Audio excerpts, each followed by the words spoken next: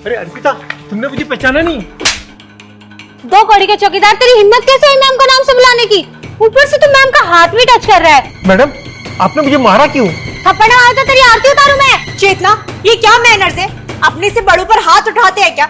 यही सीखा है तुमने स्कूल में? हाँ, लेकिन मैम आपने देखा नहीं, आपका हाथ पकड़ रहा है, ऊपर से आपको नाम से भी बुला रहा है। तो क्या हो गया चेतना? इसमें हाथ उठाने की क्या जरूरत थी? सॉरी, माफ करना, पर सर मैंने आपको पहचाना नहीं। अर्पिता, तुम्हें याद है मैं तुम्हारी स्कूल में सीनियर था? हाँ? सॉरी, मुझे कुछ याद नहीं आ रहा है, आप थोड़ा डिटेल में बताएंगे? और तुम मेरे पास में आती थी, मैं तुम्हें फनी करके कुछ सिखाते, जैसे बंदर की एक्टिंग करके दिखाता था। देखो ये करके, याद आया? और देखो शाहरुख खान की मैं करता था, किरण वाला, तुम बहुत जोर के हंसती थी, बोले हाँ करके। याद करो यार, तुम्हें याद है हमारे स्कूल में से किन्नर आते थे, किस तरह से पैसे मांगते थे, हम लोग इसको भगाते थे, फिर भी नहीं जाता था वो, फिर भी बोलता है अरे पैसे दो पैसे दो पैसे दो। सोम भैया आप पर आप गार्ड की जॉब, आप तो हमारे स्कूल के सबसे ज्यादा ब्राइट स्टूडेंट थे ना, और आप तो आईएएस की तैयारी कर रहे थे ना, तो फिर ये गार्ड की जॉब क्यों? हाँ, मैं था ब्राइट स्टूडेंट था, लेकिन अर्पिता मेरे घर की स्थिति बहुत खराब हो चुकी थी। मेरे पापा, एक ही आदमी था जो मेरे घर में कमाता था, हम लोग पढ़ते थे, मेरी पढ़ाई लिखाई के लिए भी पैसा देते थे पापा, और घर का पूरा खर्चा भी चलाते थे। बट एक हादसा में पिताजी का पैर कट गया और फिर कंपनी वालों ने उन्हें निकाल दिया, और उनके पास फिर हम लोगों के पास में खर्चे के लिए कुछ नहीं था, बस हमारे पास सोर्स ऑफ इनकम ही बंद पड़ गया। इसके बाद में धीरे धीरे मैं पढ़ाई भी छोड़ दिया। फिर घर की स्थिति को देख के मैं जॉब करना शुरू किया। मैं जॉब बहुत ढूंढा, बट लोग एक्सपीरियंस मांगते थे, कोई कोर्स करके आओ उसके बाद में करेंगे ये वो। तो मैंने देखा यार कुछ नहीं मिल रहा है, घर की स्थिति खराब होती चली जा रही, मम्मी पापा की दवा की मेडिसिन के पैसे भी लेने थे, मैं नहीं कर पा रहा था, इसलिए मैंने सोचा यार कुछ इजी सा जॉब ढूंढ लो।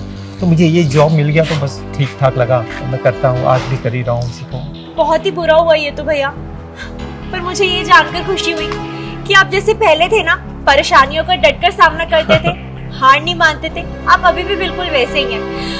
अच्छा भैया, मेरी ना एक बहुत ही इम्पोर्टेंट मीटिंग है, वो 1 घंटे तक चलेगी, उसके बाद मैं अपने ऑफिस ही आ जाऊंगी। आप मुझे 1 घंटे बाद मेरे ऑफिस में ही मिलिए, मुझे आपसे कुछ जरूरी बात करनी है। ठीक है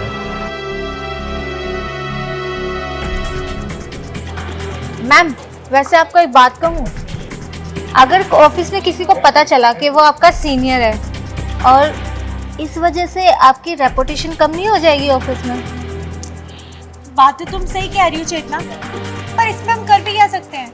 मैम, हम एक काम कर सकते हैं, आप ना एक काम कीजिए, आप ना उसे निकाल दीजिए जॉब से, ना वो जॉब पे रहेगा, ना किसी को पता चलेगा ऑफिस में कि वो आपका सीनियर था, और ना आपकी रेपुटेशन पे बात आएगी। चलो हम इस बारे में ऑफिस में डिस्कस करेंगे। ये फाइल सबमिट करवा दी थी तुमने?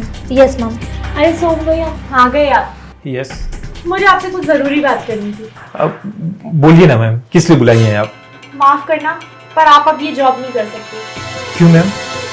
मैं ये जॉब क्यों नहीं कर सकता? मुझसे कोई गलती हुई है क्या? ऐसा तो नहीं मैंने आपका नाम लेके बुलाया, इसके लिए आपको बुरा लगा, मुझे जॉब से निकाल रही हैं आप? सॉरी मैम, अगर आपको बुरा लगा होगा तो सो सॉरी मैम, मैं आपको अभी नाम से नहीं मैडम के नाम पे ही बुलाऊंगा।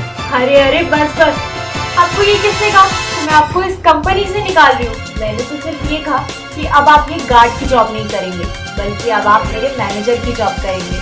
मैम, मैनेजर की जॉब? लेकिन ये मैनेजर की जॉब कैसे कर पाएंगे, इन्हें तो इतनी नॉलेज भी नहीं है। हाँ चेतना, तुमने बिल्कुल सही सुना, मैं इनको अपने मैनेजर की जॉब दे रही हूँ। तुम मेरी असिस्टेंट हो, पर तुम कितना ज्यादा बोल जाती हो। तुम ये कब से डिसाइड करने लगी कि मुझे अपनी कंपनी में किसको जॉब देनी चाहिए और किसको नहीं? हाँ, मैंने तुम्हें ये राइट कब दिया? और ना, तुम मेरी असिस्टेंट की जॉब भी डिजर्व नहीं करती हो, पता है क्यों? क्योंकि तुम्हारे अंदर इंसानियत ही नहीं है, तुम कोई भी जॉब डिजर्व नहीं करती हो, समझी? और तुम्हारे अंदर जरा भी तमीज नहीं है कि तुम अपने बड़ों पर हाथ उठा देती हो। ये तुम्हारी ना पहली और आखिरी गलती है, इसके बाद मैं तुम्हें बिल्कुल भी मौका नहीं दूंगी सॉरी भी बोलने का, समझी? आई होप कि अब तुम्हारे अंदर इंसानियत आ जाएगी। ठीक है ma'am, thank you ma'am, thank you ma'am. अरे इसमें थैंक यू की क्या बात है? आपको याद है ना कि स्कूल टाइम पर आप मेरी स्टडी में मेरी कितनी हेल्प करते थे? तो अब मेरी बारी है, तो भैया कल से आप टाइम पर आ जाना, चेतना आपको आपका सारा काम समझा देगी। बेस्ट ऑफ लक भैया। Okay ma'am, thank you.